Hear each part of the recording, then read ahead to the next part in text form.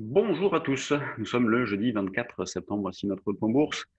Les marchés se sont enfoncés hier en fin de journée avec donc un repli qui s'est amorcé en fin de matinée vers midi. Nous on a joué un signal de vente à ce moment-là d'ailleurs et puis derrière bon, bah, baisse en ligne droite jusqu'en clôture où on est revenu sur les plus bas donc de mardi, la zone des 4750.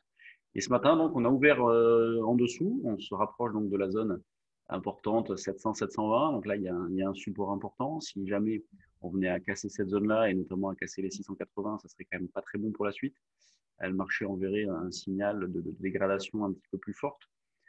Pour l'instant, on n'en est pas là. Le marché peut toujours tenir dans cette zone-là.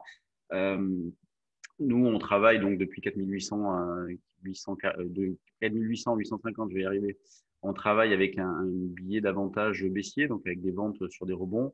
Et ce qu'on a pu faire hier, hein, avec ce rebond assez exceptionnel, sur le trade du jour, on proposait une vente à 847. Bon, bah, ça a pu être fait. Et puis ensuite, comme je l'indiquais tout à l'heure, un signal de vente qui s'est mis en place dans de bonnes conditions, car proche des plus hauts. Puis après, il a fallu être patient, hein. C'est ça la difficulté du marché actuellement, c'est le manque de vitesse, c'est le manque d'écart hein, à réaliser, c'est lent. Donc, bon, bah, il faut avoir les idées claires sur la façon d'aborder les choses, il faut avoir les idées claires sur sa position, sur comment on veut se retrouver. Donc là, on arrive dans le bas de la zone, possibilité d'acheter l'école. Je fais une proposition dans ce sens-là, donc sur le trade du jour. Moi, je suis placé aussi. Donc, bah, dans l'idée de reproduire ce qu'on a fait ces derniers mois, à savoir notamment de la vente de call spread en décalé, ce qui a bah, parfaitement fonctionné. Hein. Avril, mai, juin, juillet, août, septembre, moi j'en ai mis, j'ai gagné tout le temps. J'ai gagné le maximum à chaque fois. Donc, c'est vrai que c'est assez fantastique de travailler comme ça. On a intraday, bon, bah, 4720, c'est le support à surveiller. La zone de vente, bah, on va retrouver 65-75. Mais ce qui est terrible dans ce genre de situation, c'est qu'on peut même pas faire l'impasse sur un rebond un peu plus marqué, à l'image de ce qu'on a eu hier. Mais déjà, 65-75, c'est la première résistance logique. Je suis placé sur 75 pour alléger une position. Donc, sur des achats, possibilité d'acheter sur 720, 25, hein, pourquoi pas. C'est moins le sens. C'est pour ça que je préfère le faire davantage sur des achats de call, mais pourquoi pas, ça peut se tenter aussi. Toujours des marchés qui sont drivés par des intérêts spéculatifs, hein. Il n'y a toujours pas de conviction. C'est pour ça que quand on regarde du côté des actions, on fera le tour tout à l'heure, c'est pas méchant ce qui se passe non plus. Et comme on l'indique depuis pas mal de temps, on peut très bien avoir une évolution un cran en dessous de ce que le marché nous a fait ces dernières semaines, où on évolue la plupart du temps entre 4950 et 5050. Ben, on pourrait avoir une évolution, pourquoi pas, entre 4750 et 850. Pour l'instant, c'est ce qui se met en place. En tout cas, ça fait plusieurs jours que ça dure. Depuis la baisse de lundi, on est vraiment dans ce cadre-là. C'est pour ça qu'on a insisté lourdement. Moi, j'en ai remis une couche mardi matin sur BFM à 8h30, quand j'indiquais que bah, il n'y a pas de quoi céder à la panique non plus. C'est sûr que la veille, on avait perdu 3,5. Il n'y a pas de quoi céder à la panique. Il y a pour l'instant rien d'annonciateur d'un gros trou d'air. Ça viendra peut-être. Hein. C'est pour ça qu'il faut être attentif, pour regarder le comportement des valeurs, pour regarder l'évolution de la volatilité. Mais pour l'instant, ça ne va pas dans ce sens-là. Donc, on continue de privilégier des écarts dans cette zone 750-850 plutôt que la recherche d'un véritable directionnel. Sur le DAX, bon, ben, possibilité d'acheter, par exemple, sur la zone des 12 440-50.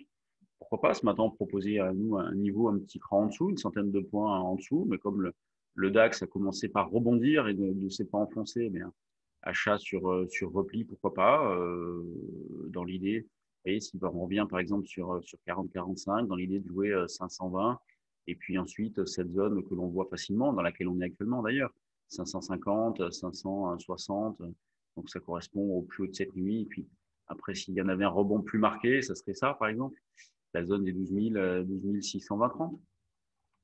L'eurodoll, lui, est revenu un petit peu plus en arrière. Donc, la dégradation de la situation sanitaire en Europe affaiblit l'euro, ce qui fait qu'on a un eurodoll actuellement à 1,1658. Alors, ces derniers temps, on tournait autour des 1,17. Là, on est allé un petit cran en dessous. C'est pas méchant non plus. Il n'y a pas de remise en question de la tendance de fond. C'est toujours haussière. Euh, bon, que dire qu'on continue d'acheter. Donc, on n'a pas du tout changé de plan. On pouvait prendre les plus bas de cette nuit, un 7,47 jusqu'à un 16,20. C'est la zone support à travailler en ce début de séance. puis dans l'idée de jouer, imaginons qu'on aille chercher un 16-20, bah, cette zone d'un 16-65, un 16-80, jusqu'à par exemple un 17-20. C'est un petit peu plus long ça, mais pourquoi pas. Regardons ce qui se passe du côté des actions. Alors, les actions, les voici. Donc, les valeurs du CAC, je coche cette liste. Donc, les valeurs du CAC, majorité de valeurs dans le rouge, c'est normal, vu que le marché a pas mal baissé hier après séance. Moins 0,74 l'indice CAC 40, il y a toujours 8-10 points d'écart entre le cash et le futur lié aux dividendes. Donc, ce matin, bon, on a ouvert avec un gap à la baisse, pas de relais, hein, on voit bien que ça tient pour l'instant. Le petit gap à la baisse tout de même. Et la plus forte baisse, Technip, moins 3. Bon, de toute façon, Technip, c'est vraiment pas joli. Coiffé par la moyenne mobile, c'est pas beau. On a Renault, on a Capgemini. Bon, Capgemini, petit trou d'air. Vous voyez, il faut surveiller ces valeurs-là qui se sont bien comportées jusqu'à présent sur des trous d'air. Pourquoi pas en acheter, même si c'est vrai que l'ambiance générale donne pas tellement envie, mais bon, pour ça, je préfère acheter des calls.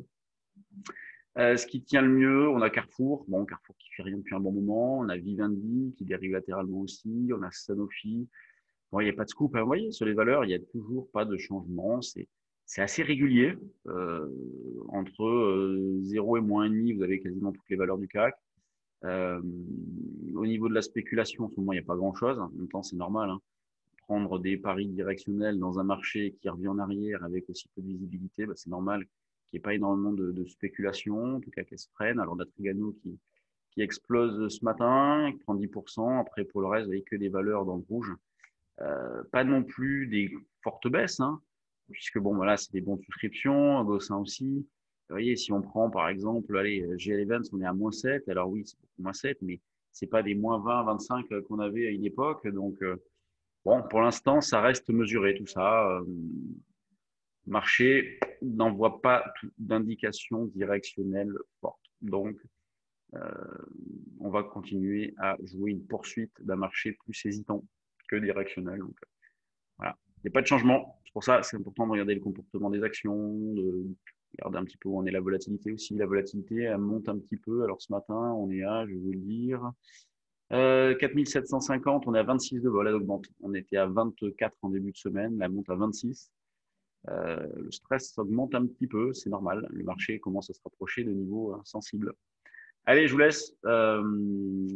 On fait notre formation Forex aujourd'hui. On va commencer dans 8 minutes. C'est pour ça que je vais un peu en accélérer ce point bourse. Donc, dans 8 minutes, formation Forex. Et je vous retrouve demain en live, donc, comme chaque vendredi, pour ce point bourse. Allez, bonne séance à tous. À demain.